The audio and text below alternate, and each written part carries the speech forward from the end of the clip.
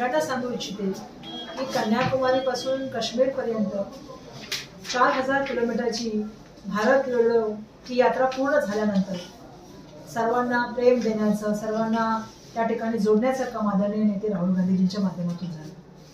आता मणिपूर पासून ते मुंबईपर्यंत जवळपास 7700 किलोमीटर एवढं अंतर कापून ही यात्रा मुंबईला येईल। भारत जोडो न्याय यात्रेच्या माध्यमातून सातत्याने राहुलजींनी युवकांना न्याय देण्याची बाबत केलेले आहे, महिलांना न्याय संदर्भात देण्यात बोललेले आहे, किसानांना न्याय संदर्भात देण्यात बोललेले आहे आणि येणाऱ्या काळामध्ये ही न्याय यात्रा आता मुंबईमध्ये येत आहे। त्यामुळे मुंबईकरांच्या न्यायाच्या हक्कासाठी सुद्धा ही यात्रा आतमध्ये राहुल गांधीजी बोलणार आहे।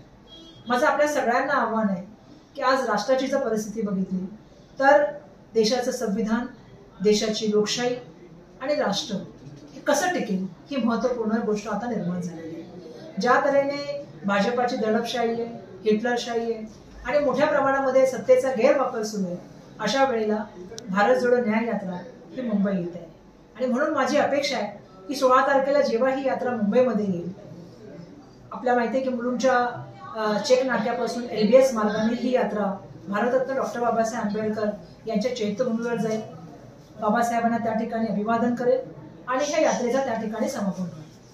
दुसऱ्या दिवशी 17 तारखेला जी आहे ती मोठी एक ऐतिहासिक अशी विशाल सभा इंडिया आघाडीच्या वतीने छत्रपती शिवाजी महाराज ज्यांनी आपल्याला स्वराज्य आणि स्वातंत्र्य याची परिभाषा काय असते हे आपल्याला सगळ्यांना शिकवण्याचं काम केलं।